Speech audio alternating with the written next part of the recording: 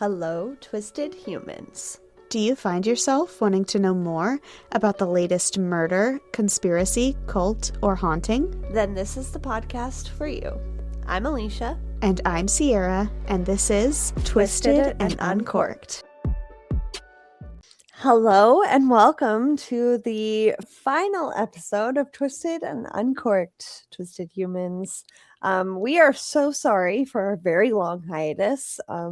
One of us was sick, and then the other one of us just life was not lifing properly, and things couldn't align for us to do this in a proper and cohesive way. If you are watching this on YouTube, yes, this is a different background. I'm in a whole other room pulling a Sierra, and no, Sierra is not under the surface of the sun, but she looks like she's got a nice little morning glow happening. I'm here for it. But she no longer sounds like a prepubescent boy either, which is really beneficial for everybody. But we are so sorry for our longer than we have ever done hiatus. And I also just want to say thank you to those of you that reached out to make sure we were still alive. That was very nice. So I understand that our bonus episodes from Patreon did not tide you over or fully give you an explanation as to what the hell is going on. And as you have seen from the title and my intro here, this is the last episode of Twisted and Uncorked, and it is a surprise to our patrons, to both of us, to all of you, and I apologize for the shell shock of all of that, but I promise we have a really good last episode topic for you. But part of our delay was also we couldn't pick. Like, poor Sierra, you put her in a position where she has to pick week to week. She can't pick. So try and pick a final episode? Hell no. So today's episode is going to be the Axeman of New Orleans. It's old-timey. It's a serial killer, which kind of bookends where her and I started. And it is very, very serendipitous of what her and I have planned next as besties. So we thought that it would be the perfect last topic for us to cover for you guys. And before we get into all of that, we are going to start this like any other episode in what is your fun fact, Sierra? What do you got for me? I have a fun fact straight out of New Orleans. Kind of like a twofer or a 3, 4, 5-fer. The main fun fact here is that New Orleans is the birthplace of a bunch of different famous cocktails, such as Sazerac, America's first cocktail, like all of America. The first time there was a cocktail mixing spirits and non-spirits, okay? As well as the Hurricane and a drink called Café Brûlot. And now I'm going to tell you a little bit about a Café Brûlot. Okay. Yes, please. Café Brûlot, they have one at Antoine's, which, by the way, Antoine's is the oldest continuously run restaurant in all of Louisiana. It's been in business since the 1800s. Okay, literally. Shut up. Are we going? And I'm thinking we might need to get a Café Brûlot. I'm thinking we might need to do a drive-by. A walk-by.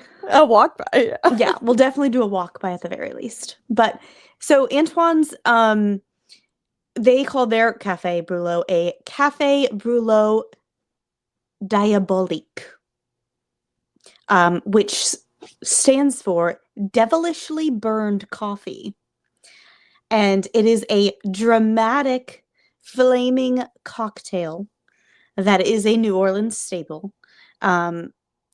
They serve it in little mugs that have a devil pictured on them, okay? They pour all of the ingredients, the alcoholic ingredients, into a bowl, light it on fire, and then ladle it and pour it all over the table. First of all, the table does not catch on fire because the only thing on fire is the fumes of the liquor, not the actual liquor itself. Fun fact. Told you this is like a 5-fer. And then they ladle it into your cup, and then they pour coffee on top of it. And so the reason this drink was super famous is because during Prohibition, the strong coffee smell covered the alcohol smell. So people were just drinking coffee, but guess what? There's actually alcohol in there during Prohibition. So I want to have a cafe brûlée, but they're expensive. You got to have a whole sit-down meal to have one. It's literally a show. It's an experience. This is not one of the drinks in New Orleans that you can just get to go, because every other drink you can literally get in a to-go cup and take with you. This is not like that. Vegas in that way? Yes, their You liquor can laws drink in the are street? such that Okay. you can drink anything on the street as long as it's not glass. Okay. Yeah. Cool. Separate aside, guys, and separate teaser, but yes, Sierra and I are going to New Orleans. We're going to New Orleans. Woo! I'm going to see her for the first time in 2.5 years, in almost 1 month. Yeah. Or just over 1 month, I should say. So I'm very excited. But yes, we are going to New Orleans because it is something we have talked about, teased about for over 5 years. Yes. And just something that we have to do. And it worked out that we were just like, fuck it, let's do it. And we convinced our men to come with us, because as it partially turns by out, it's just not booking. safe. We just booked it and we're like, hey, by the way, we're going. So Sierra found the perfect Airbnb. We couldn't say no. But by the way, we're very excited. I'm sorry, I just have to put this out there because I know that short-term rentals are a huge problem in New Orleans.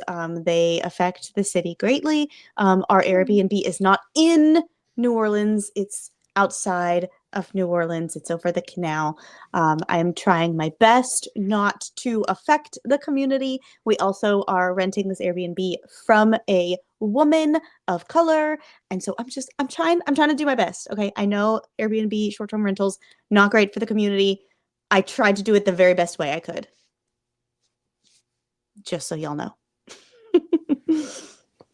I didn't know, as the ignorant Canadian of this podcast, that it was an issue. So thank you. Yes, a lot of big cities like this that have short-term rentals, granted the tourism is what gets people to stay, but the short-term rentals a lot of times take away from lower income families that live there, that now can no longer live there because the homes are being taken up by people who are like Airbnb in it. So Gotcha. But no, that's very valid, and thank you for considering that. Yeah, Sierra said that it's an hour train ride into New Orleans every day that we're doing our trip, so it's not like convenient in that way, but it will be fun in that we will be plan on fun. sharing snacks there and back. Yes, it's gonna be great.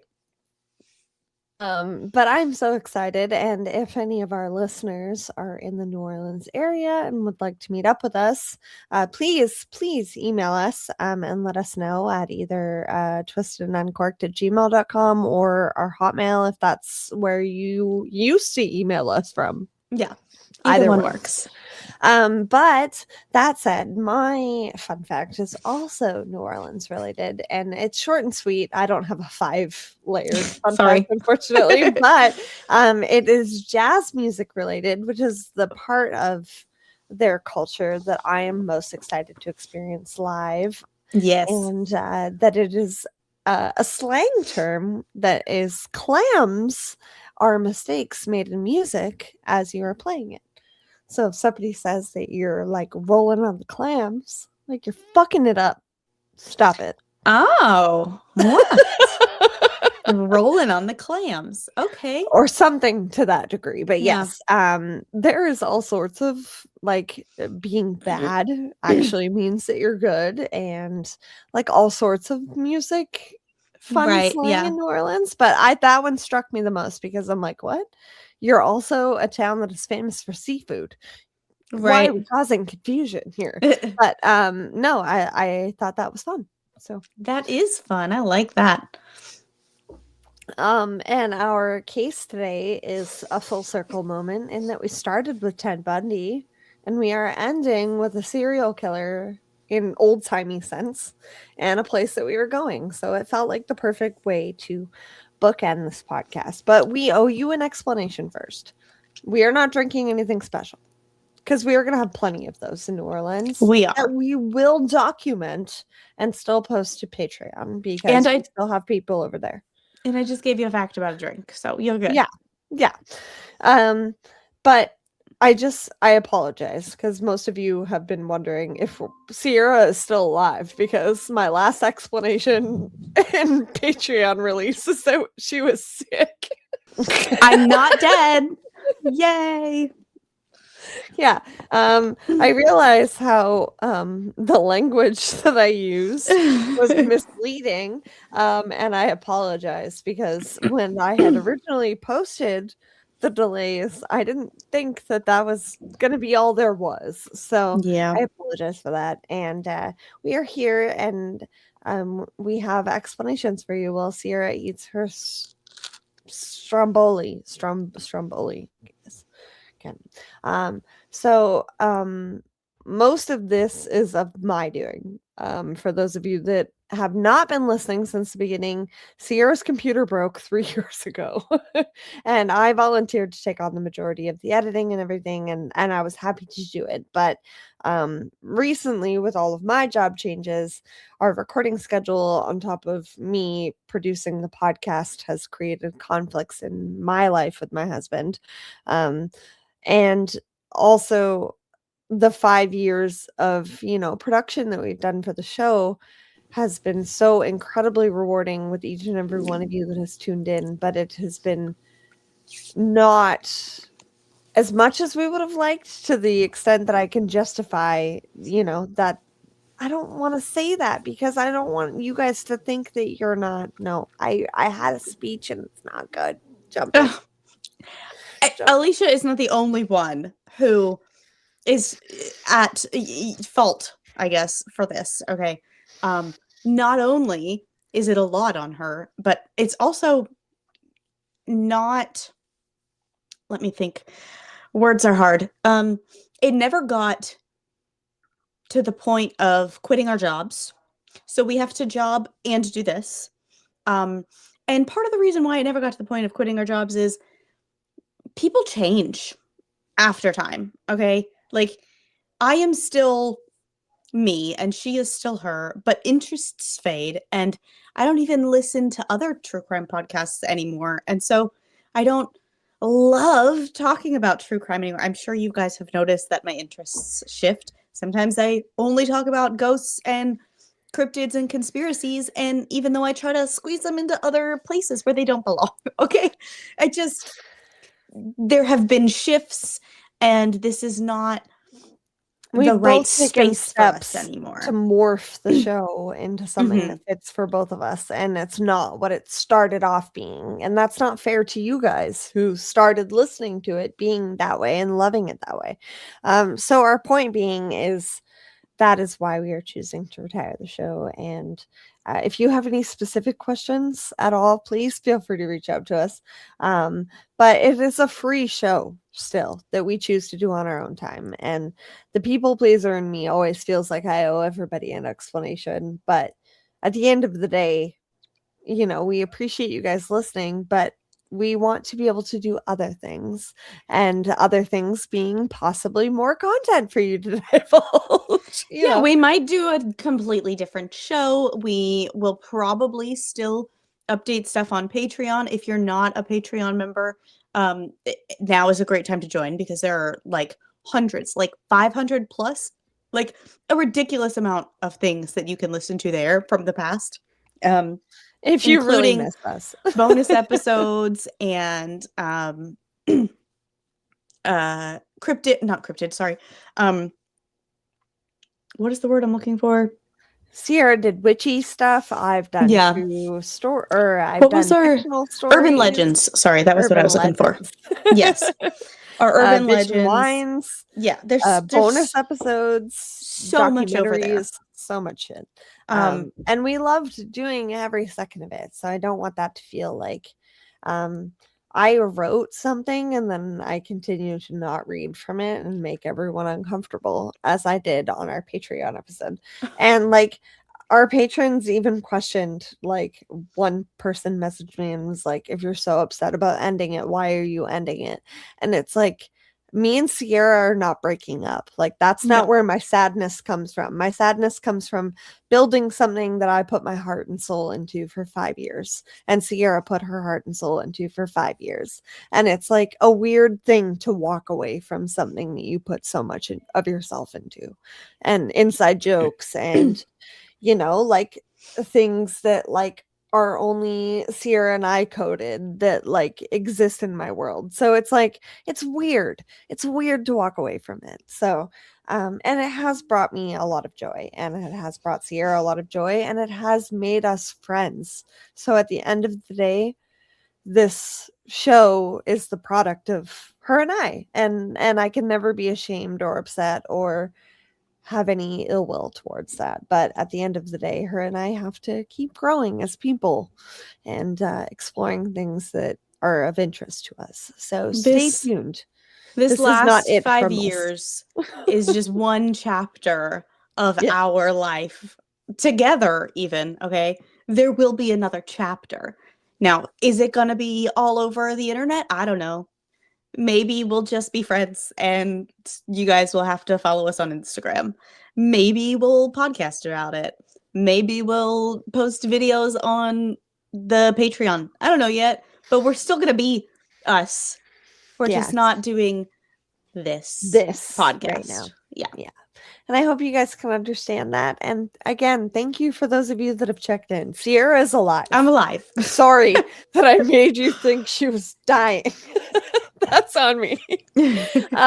But we were talking about it, and I was like, you know what? We got to give them one more episode. And if you can't pick, let's pull from the archives and pick the perfect thing that we could end this with. So bear with us, because I wrote these notes in 2020, right before Sierra and I started the show together. And it was originally intended to be a placeholder in between the transition from Caitlin to Sierra, but I never ended up using these notes. So it kind of worked out in a weird serendipitous way. The universe is like, here, we got you. And some of these places and streets are where we will be. So that's even weirder. It's going to be so exciting. There's going to be fun updates on Patreon at least from our trip. Okay, we will be posting pictures and probably videos from our trip. Now, will those also be on Instagram? Maybe. But there are still and we are 500 not plus going to episodes over there. publicly say when we will be there. So if you are interested in meeting up with us, please send us a message. I don't mean that to be weird, but like, I don't want to triangulate myself at that exact time. So if you're a fan of our show and of me and Sierra and have been listening for years and you want to come get a hurricane with us, we would fucking love that. Yes. So just send us a message on our Instagram or our email, and we will make arrangements accordingly. But I'm not going to be like, we're going to be at this place at this time, because my mom is not even, sidebar for Sierra, my mom is not even a true crime person, but she has been listening to us for so long that she called me out on sharing stuff about the yoga studio on my page. Oh. She was like, what are you doing? Your page is public. Now Yeah. they know where you work. And I'm like, first of all, I'm mad that you're the one that pointed that out to me. I point these things out to you all the time. I know. Well, it's hard because I'm trying to like promote places that I work because I want to stay employed. I 100% understand, because I'm the same way now with the facial stuff. So now I'm like, do I have to like make a list of people that are like local to me and like just show it to them so it's like relevant? Nope, you just got to do what you got to do. It always stay protected. Yeah. So, I gotta stay employed, guys. But it's definitely weird. So let us know if you live in that area or you will be in that area at the end of March. Let us know, because we would love to meet up. But yeah, that said, we are going to be talking about the Axeman of New Orleans, which is, as Sierra so eloquently pointed out before we started recording, America's Jack the Ripper. For real, it really so is. true. America's true. Jack the Ripper. So You got we this. are going to get into this story. The Axeman of New Orleans was active in New Orleans, Louisiana, and the surrounding communities, including Gretna, from May 1918 to October of 1919. Press reports during the height of public panic mentioned similar murders as early as 1911, but those were never investigated further. So already feeling very Jack the Ripper. Jack the Rippery, right? Yeah. That's yeah. so weird. The Axeman was never identified, and the murders remain unsolved. His 18-month killing spree took place at the end of World War I and during the Spanish influenza pandemic. It's a strange coincidence that the murders stopped around the same time as the flu outbreak. It raises the question, is it possible he contracted the flu and simply couldn't continue? So let's get into some of these murders. On May 23rd, 1918, Joseph Maggio, an Italian grocer, and his wife, Catherine Maggio, were attacked while sleeping in their home at the corner of Upper Line and Magnolia Streets, where they operated a bathroom and grocery.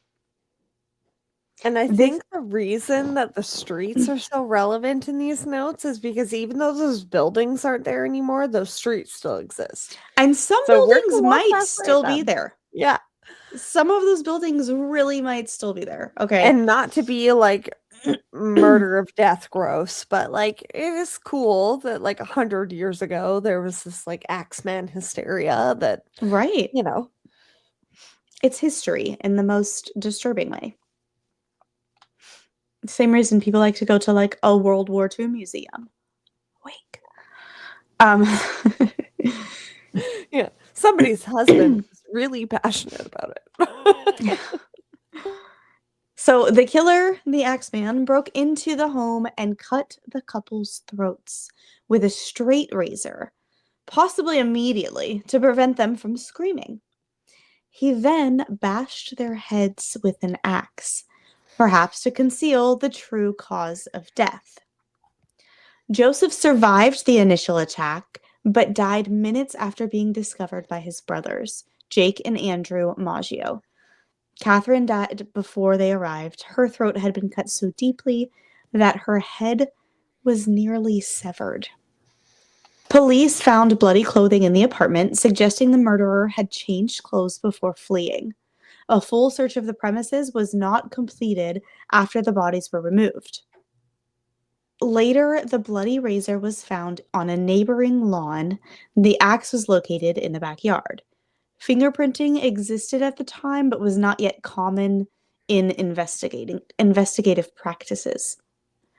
Written in chalk outside of the home was the message, "Mrs. Maggio is going to sit up tonight, just like Mrs. Tony." There was never an explanation for this message. Robbery was ruled out as money and valuables were left in plain sight. And the razor belonged to Andrew Maggio, who owned a barbershop. His employees stated that Andrew had removed the razor 2 days prior to the murders to have it honed. Are these directly Jesse's relatives? They're barbers and they're yes, these Italian barbers. Andrew Maggio became a prime suspect at the time. He claimed he discovered the bodies roughly 2 hours after the attack, after hearing groaning through the wall.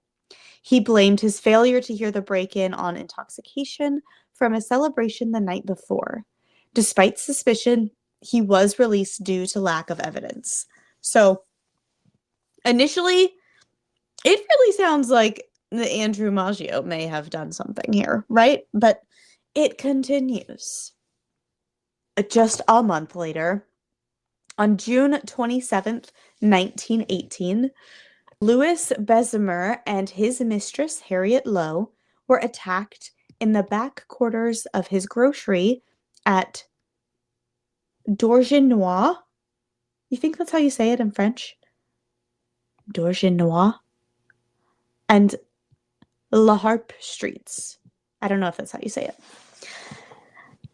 Bessemer was struck above the right temple with a hatchet. Lowe was hacked above the left ear and found unconscious. Attention shifted toward Bessemer after the letters, written in German, Russian, and Yiddish, were found at his home. He was suspected of being a German spy. Lowe, who was not his wife but his mistress, became the center of media attention and made numerous conflicting statements.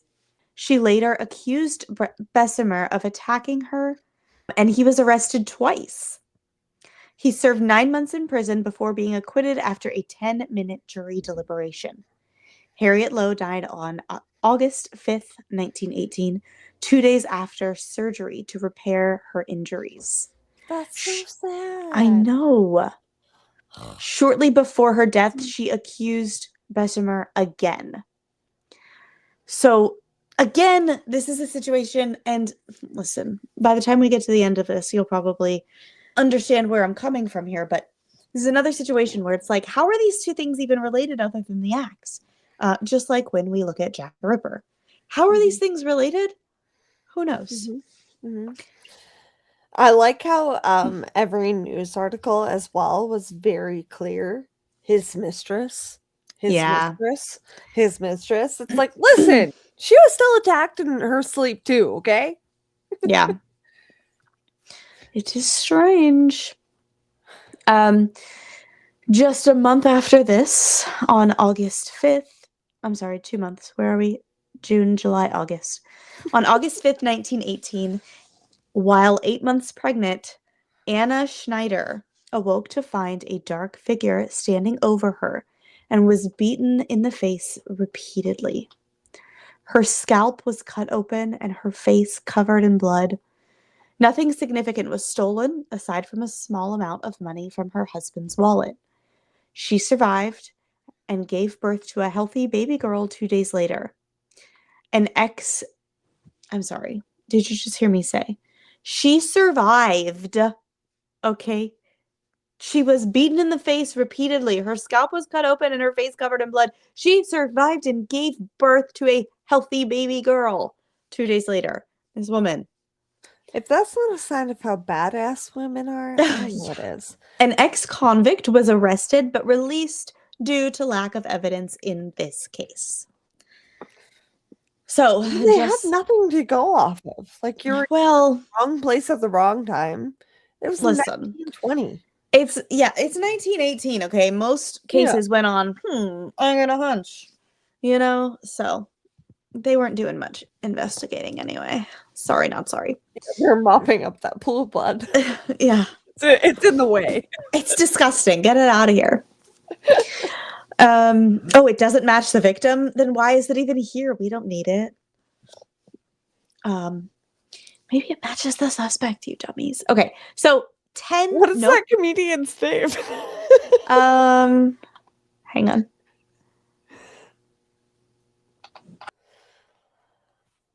John Mulaney. Thank you.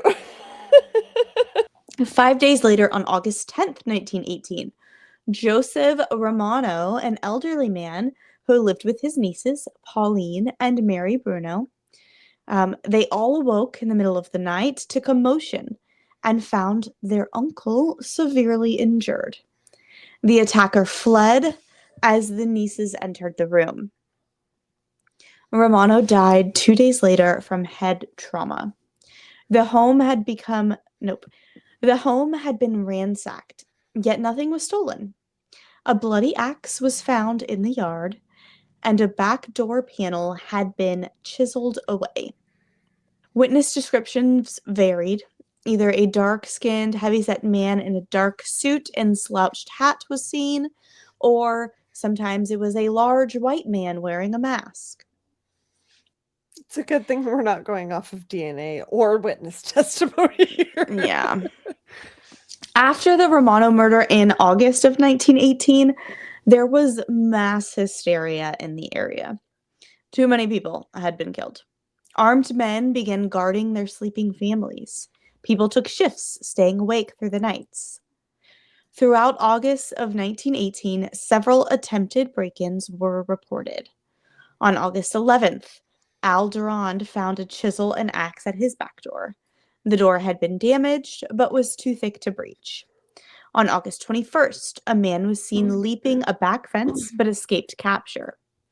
Later that month, the back door of Paul Labella's grocery and residence was chiseled through, but luckily no one was home. Joseph LaBouffe heard someone chiseling at his door and scared the person away. An axe was dropped on his steps. And then the next day, an axe was found in another grocer's yard with chisel marks on their back door. Okay,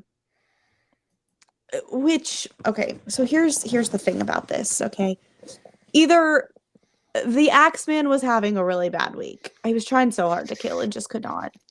Or people let their emotions get the best of them. Either way, there is a fucking murderer on the loose. At least one, possibly many. So I understand why they're scared. Well, that or like break in was the motive. Like just get in and take shit. Yeah. Almost a year, not even, like 6 months later, March 10th, 1919. This is when the Axeman is back on his game, allegedly. Charles Cortimiglia.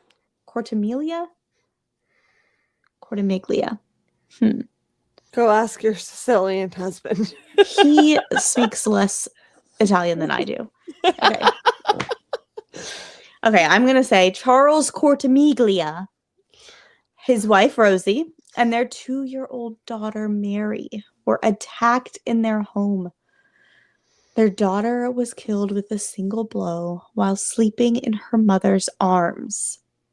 Rosie accused neighbor Orlando Giordano and his son Frank. Both were convicted. Frank sentenced to hang, Orlando to life imprisonment. Nearly a year later, Rosie confessed she had falsely accused them out of jealousy and spite, with her accusation being the only evidence. The Giordanos were released. Charles later divorced Rosie. Can't blame him. Yeah. And then comes the infamous letter. On March 13th, 1919, a letter claiming to be from the Axeman was published in newspapers. The writer declared he would kill again at 12:15 a.m. on March 19th, but would spare any home where a jazz band was playing. It's addressed from the hottest hell. Hottest hell. I love it. There is a tour group in New Orleans called Hottest Hell Tour Group. Just so you know. Esteemed mortal, they have never caught me, and they never will. They have never seen me, for I am invisible, even as the ether that surrounds your earth. I am not a human being, but a spirit, and a demon from the hottest hell. I am what you New Orleans and your foolish police call the Axeman. When I see fit, I shall come, and I shall claim other victims. I alone know whom they shall be. I shall leave no clue except my bloody axe, besmeared with blood and brains of he who I am sent below to keep me company. I wish you may tell the police to be careful not to rile me. Of course, I am a responsible spirit. I take no offense at the way that they have conducted their investigations in the past. In fact, they have been so utterly stupid as to not only amuse me, but his satanic majesty, Francis, Joseph, etc. But tell them to be aware, let them not try to discover what I am, for I were better than they were never born, that I incur the wrath of the Axeman. I don't think that there is any need of such a warning, for I feel the police will always dodge me, as they have in the past. They are wise, and they know how to keep away from all harm. Undoubtedly, you New Orleansians think of me as the most horrible murderer, which I am. But I could be much worse if I wanted to be. If I wished, I could pay a visit to your city every night. At will, I could slay thousands of your best citizens, for I am close relationship with the angel of death. Now, to be exact, at 2:15 earthly time. On next Tuesday night, I am going to pass over New Orleans in my infinite mercy. I am going to make a little proposition to you people. Here it is. I am very fond of jazz music, and I swear by all the devils in the nether regions. The nether regions! I swear by all the angels and devils in the nether regions that every person shall be spared, and those whose home a jazz band is in full swing at the time that I have just mentioned. If everyone has a jazz band going, well, then so the better of you people. One thing is certain, that that is if some of your people who do not jazz it out on that specific Tuesday night, if there be any, will get the axe. Well, I am cold and I crave the warmth of my native Tartarus, and it is about time that I leave your earthly home. I will cease my discourse, hoping that thou will publish, and that thou well may go with thee. I have been, am, and will be the worst spirit that has ever existed, either in fact or realm of fancy. Signed, the Axeman. I don't know what to do with that. I don't know what to do with that either. This was March 13th, 1919, and I guess people kept their jazz music playing for a very long time. Because it wasn't until August 10th of 1919 that another murder occurred. I would play jazz forever. By the way, yeah, at 12:15, if we are in our Airbnb for any reason, I don't know why we would be at 12:15, but if we are, jazz music will be going because fuck that shit. I'm not here to test spirits. I am not here to test devils from the nether regions, okay? Never. August 10th, 1919. Now, you may notice that this is exactly 1 year from one of the other deaths. One of the most famous and scary deaths, the one that made everyone start to stand outside. Wait, let me not say deaths. Did he die? Yeah, yeah, he died 2 days later. Okay, just making sure that he actually passed. And axe slaying is so scary because he's coming in the middle of the night, swinging his axe around and leaving. So it's like, would you survive? Would you not? Like, oh. On August 10th, 1919, grocer Steve Boca was attacked in his bedroom. A panel had again been chiseled from the back door. He survived, but remembered nothing of the attack. So scary. A month later, on September 3rd of 1919, 19-year-old Sarah Lawman, who lived alone, was found unconscious in her apartment after neighbors forced entry. She had severe head injuries and missing teeth. Entry had been made through an open window, and a bloody axe was found outside. She, too, recovered, but remembered nothing. On October 27th, almost 2 months later in 1919, Mike Papatoni was struck in the head in his bedroom. His wife saw a large axe-wielding man fleeing. Blood splatter covered the room, including a painting of the Virgin Mary. Papatoni died, and this was the last alleged Axeman attack. I love that old-timey newspapers paint a picture that way. Oh, yeah. That's what was covered in blood. Yes. So the weapon used was often an axe that belonged to the victims themselves. In many cases, a panel on the back door of the home had been chiseled out. The chisel and the removed panel were typically left on the floor near the door. The openings were small, suggesting the intruder may have reached through a hole to unlock the door rather than crawling through this chiseled area. Especially because it said a large man every time. Right. It also raises the question, how did no one hear the chiseling? Wouldn't most people wake up from the noise? Perhaps bedrooms were upstairs, or perhaps the victims were deep sleepers. It's unclear.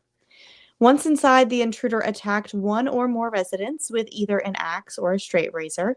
The crimes were not motivated by robbery. Valuables and money were often left untouched.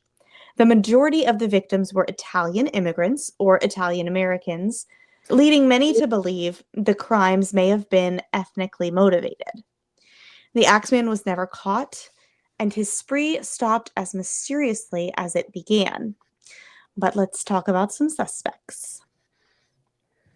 Crime writer Colin Wilson speculated that the Axeman may have been Joseph Momfrey, who was shot and killed in Los Angeles in December of 1920 by the widow of Mike Pepitone. Momfrey had previously been involved in a gang targeting Italians.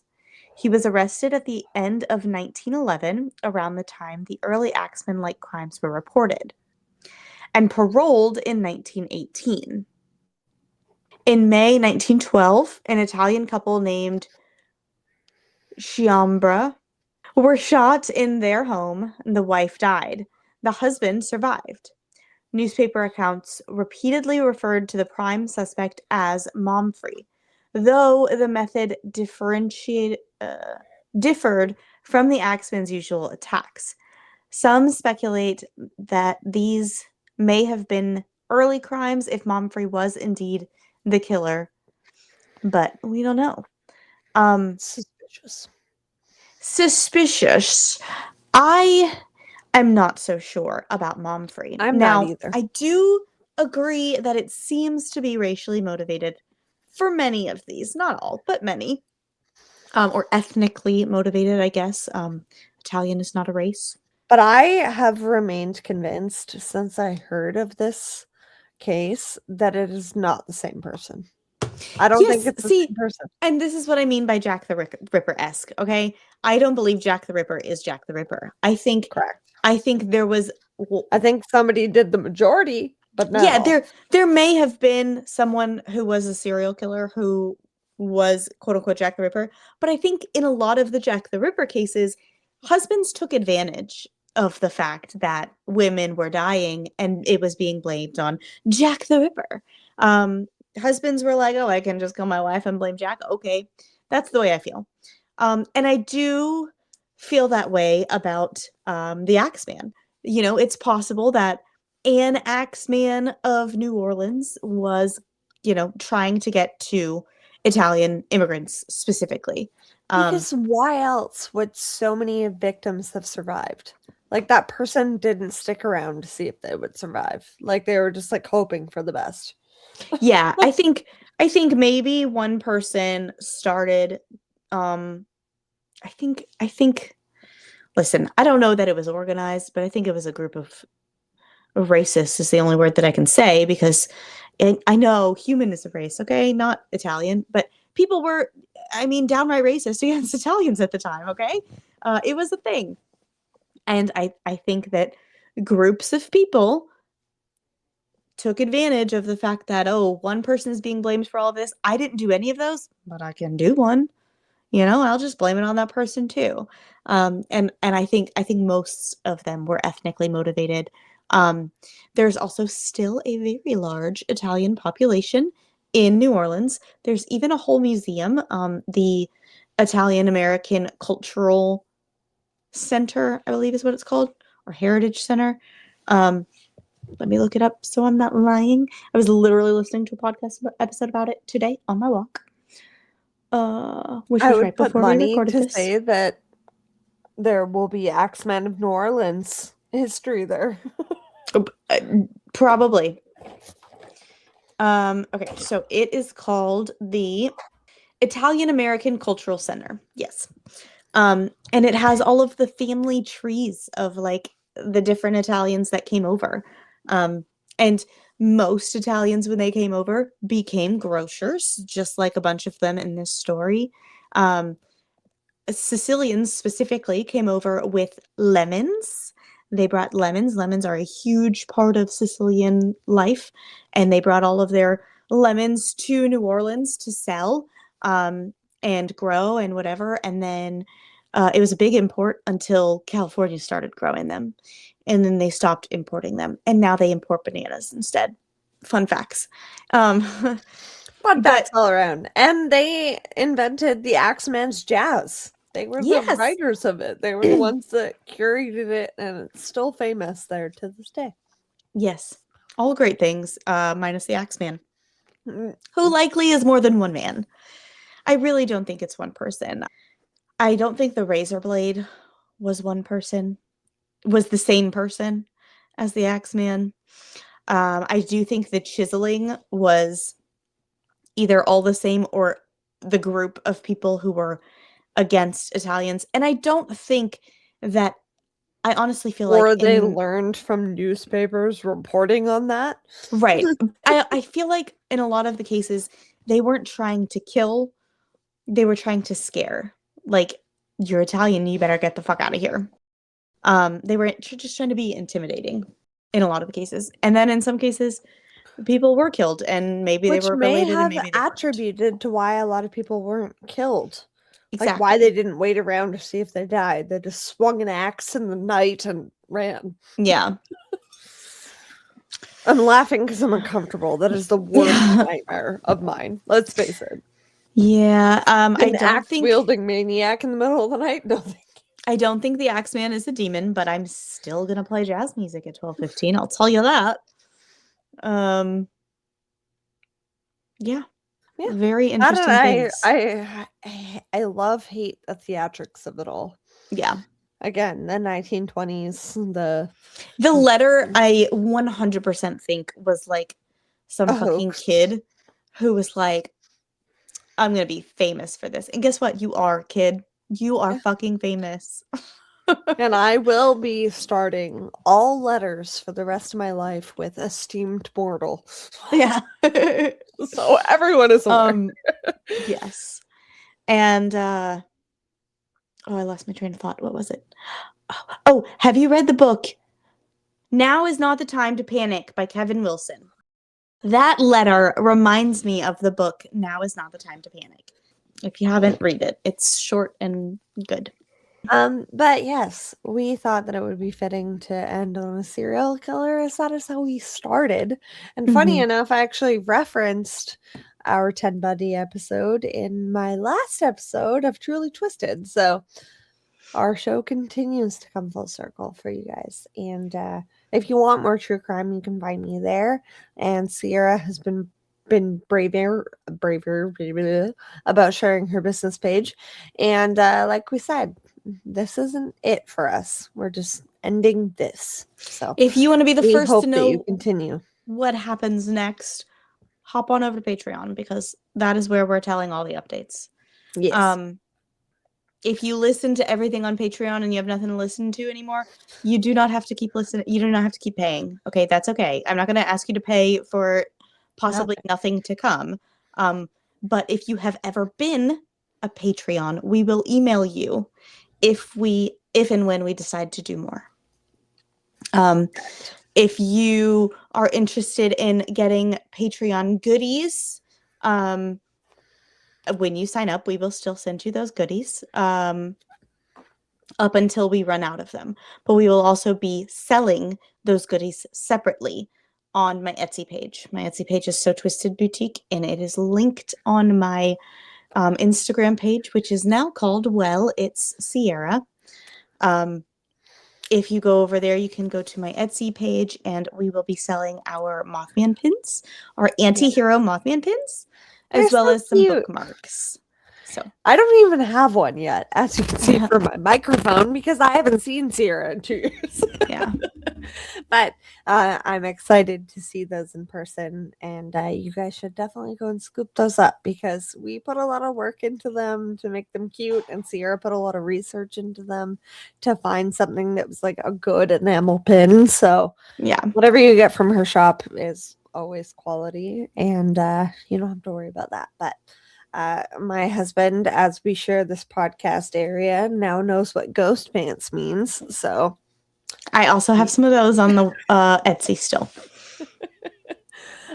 so yes, go check that out. Go follow Sierra on her business pages, me on Truly Twisted, and stay tuned for whatever we have next for you guys, because whatever we know that this isn't it. We just know that this is it for this show, and we hope you can understand that and that you enjoyed this jazzy last episode. Yeah. And we love you guys so much, and in the meantime, Keep it twisted. Hosted and produced by Sierra Zorn and Alicia Watson. If you like the show, don't forget to leave a 5-star rating and review wherever you are listening now. It really is the best way to spread the word. You can check out all things Twisted on our website, twistedanduncorked.com, and we will see you next Tuesday for a brand new episode.